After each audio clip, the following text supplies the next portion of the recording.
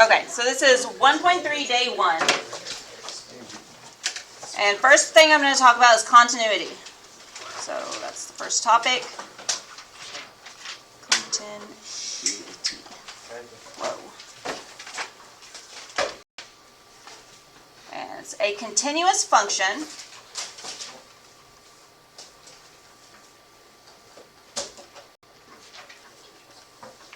has no holes, gaps, or breaks.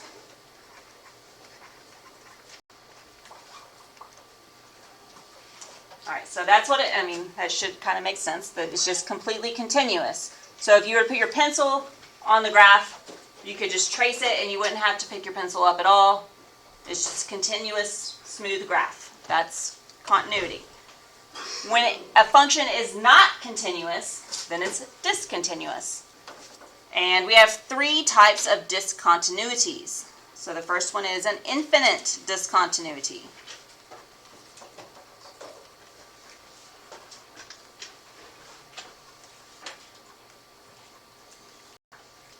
And that happens basically when you divide by 0, or you attempt to divide by 0, I guess, happens when you divide by 0, because you can't do that. And so that gives you a vertical asymptote.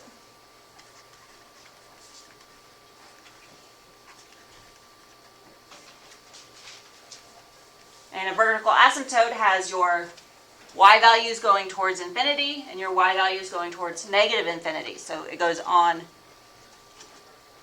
the range goes on in both directions, right? So your example graph looks something like this. Oh, I don't like it right there. That.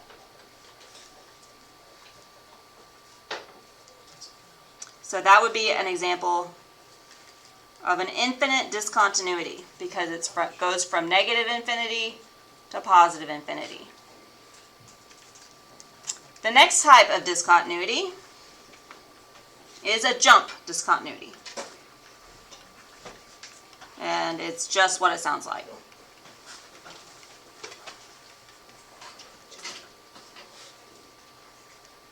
Alright, so that happens when you have a jump in your y values.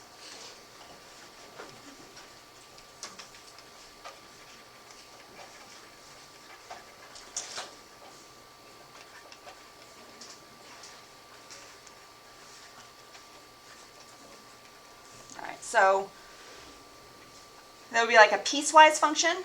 I don't know if you guys went over those last year or not, or a step function. Those are different words for the same thing.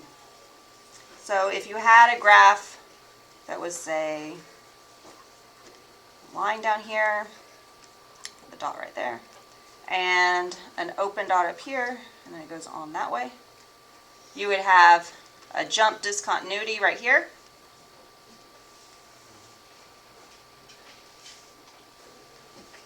That would be the jump in y values.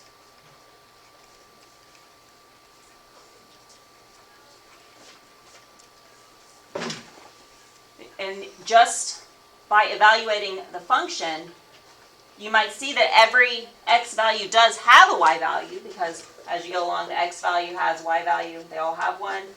And then down here, there's the y value for this x value. And then looking at this graph, there's a hole in the graph, but this x value has a y value, it's just down here on this one, and then they jump up here to continue on as the x's get bigger. So you have a jump there, so it's a jump discontinuity. It's discontinuous by a jump. And then the third one is a removable discontinuity.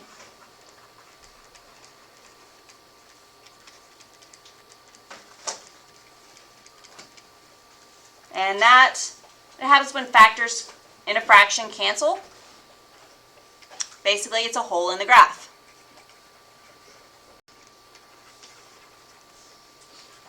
Factors in a fraction cancel.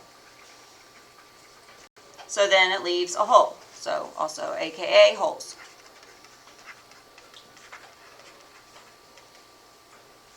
And that would be, I don't know, again, I'm just going to go with the simple. You have a line going, and then there is a hole in the graph, and it keeps going. So a graph with a removable discontinuity would look something like that. Okay, so we have continuous is when there's no holes, no gaps, no jumps. Infinite discontinuity is something like vertical asymptote. Jump discontinuity is when there's a gap in your y values.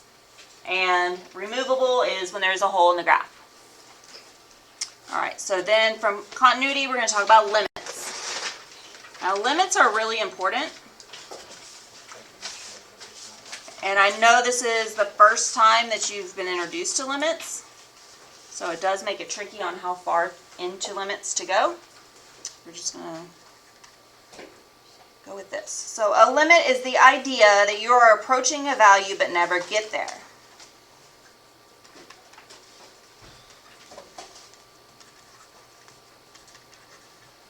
It's the idea that you're approaching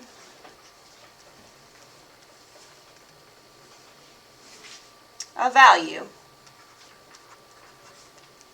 but never get there.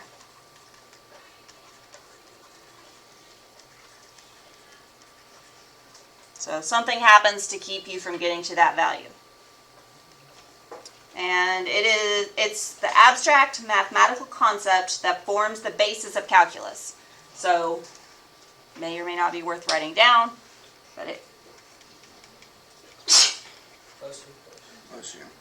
it's the abstract mathematical concept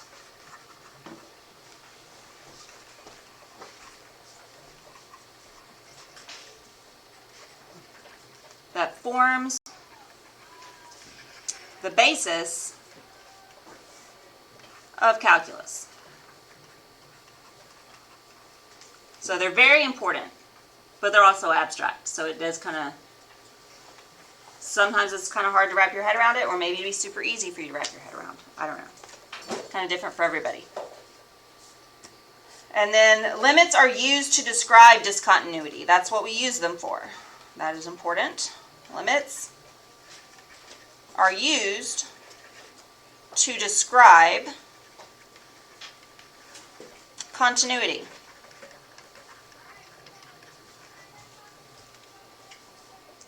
All right, and just like the first time you were introduced to what a function is, you're like, your math teacher was like, this is a function, this is what you do with them, and then they had to explain function notation, you know, f of x and what all that means. The same with limits, you need a notation to describe it. So this first part is written, like if you're on lined paper, it would be one line and it's like half and half. So it's kind of small. So LIM of x with an arrow to a number, which I'm putting c, of f of x, the function, equals L. So that's your limit notation. And then I'm going to explain what those mean.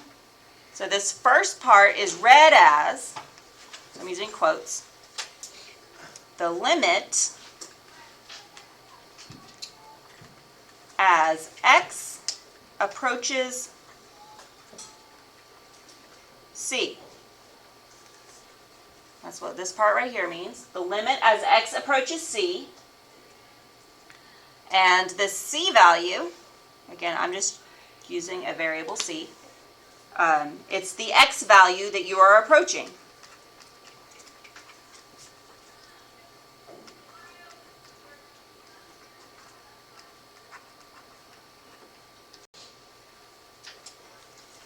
So it changes from problem to problem. It could be negative infinity, it could be infinity, it could be 0, it could be 5, it could be all sorts of things.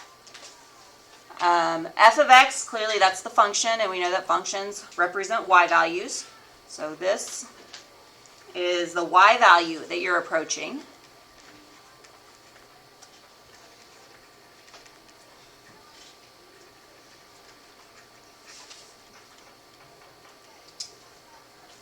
and it's written in the form of the function. And then L is the limit, which I'm putting in quotes the answer. It's not exactly an answer, it's what you're calculating. Not even calculating, it's just the result. It's the result of the process. The answer, and it is a y value. So like your input is an x and your output is a y. The same as with a function, but not the function. All right, so that is your notation. And the next thing is the continuity test. So I'm going over 3 concepts here, and then I'm just doing all the examples together at the end, because they all kind of go together. Like they're separate but together. And I think it's easier just to do the examples all at once. All right, so the third part is the continuity test.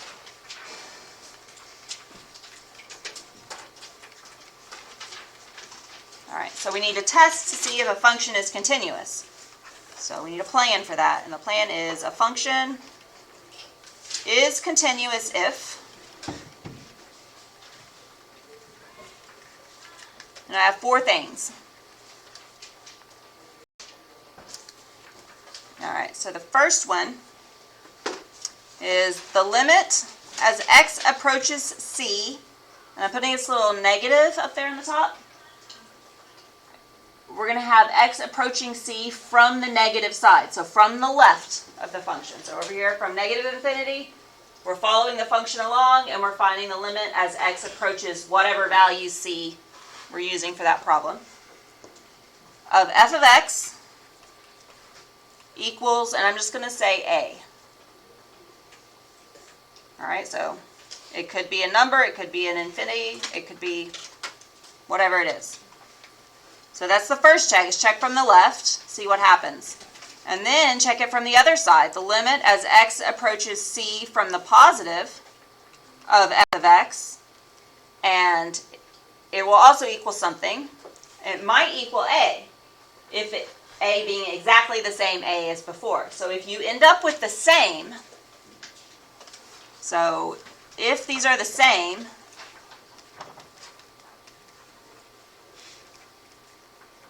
then it's continuous.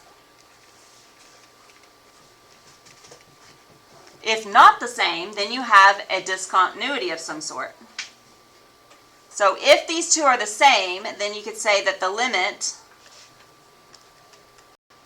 as x approaches c, just in general, without a plus or minus, of f of x equals that value a.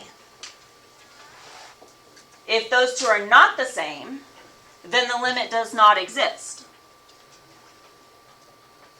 Okay, so I'm going to put it this way. So if the same, then continuous, and it's this, okay? If not the same,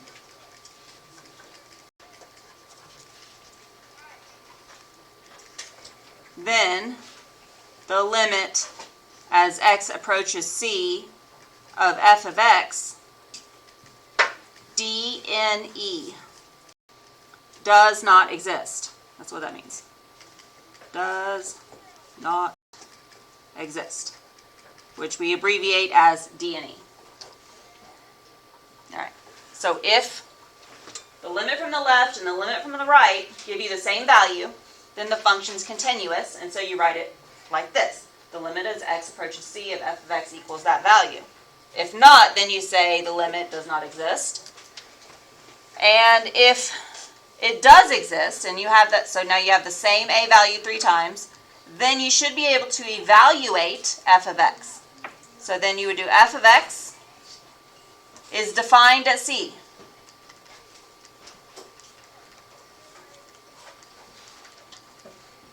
So basically you're doing f of c. So that's what that means. So you're evaluating at c. So f of c, and it should equal, again, a. So what that's saying is the function is defined at c. There is a value on the graph. There is a piece of graph there whenever you plug in f of whatever number you had here. And it should give you the same y value that you got for the limit. Okay? So that's your 4 pieces.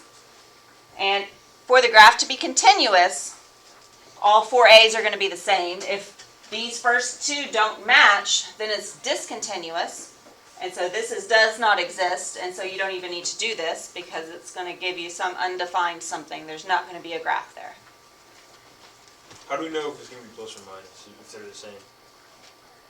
If it's going to be like left or right, yeah. Well, you got to do both. You have to look at the graph going from the left, and you have to look at the graph coming from the right, which is actually what I'm going to next.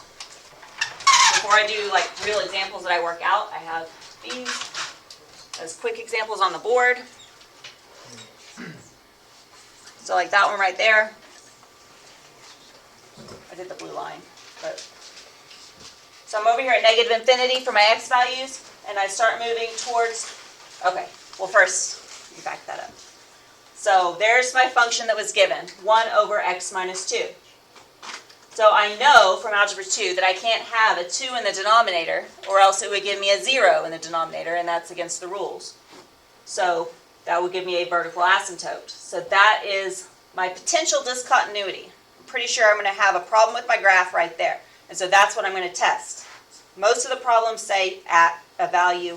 If it doesn't give you the value, you figure it out in a situation like this. So I want to test the limit at 2. What happens at 2? So I do the limit as x goes to 2 from the negative of the function f of x. And I look at it. So here's the graph, and I follow it along. What's happening as the x values get larger, as I approach 2, the y values go on to negative infinity. So the limit would be negative infinity. And then I would test from the right side to see what happens. So the limit as x goes to 2 from the positive, so I start way over here at positive infinity and go towards the limit at 2. And it's going this way, and then it curves up and goes up to positive infinity. So this one is positive infinity. These two limits do not match. One's negative infinity, one's positive infinity. So the limit as x goes to 2 of the function does not exist. There is no limit there because the graph does not exist there. Okay? And then you do the same thing here with a jump. You go from left to right, from right to left, and the same with the hole. On this one, it exists everywhere but that one spot, and that would be the removable. So, I'm going to look at examples. And so your homework assignment is over there on the board, and it is short, because we're only part way through 1.3. This is it for today. I'm just going to do the examples, and we have to deal with end behavior still, which is the rest of the unit, or the rest of this section of the unit. All right, so for examples, and what's kind of funny about this is it seems like the ones that are continuous are kind of trickier to deal with than the ones that are discontinuous, which is kind of counterintuitive. It's like if you're trying to prove something that's not happening, it makes it kind of hard, right? Because it's not happening. Anyway, you'll see what I mean.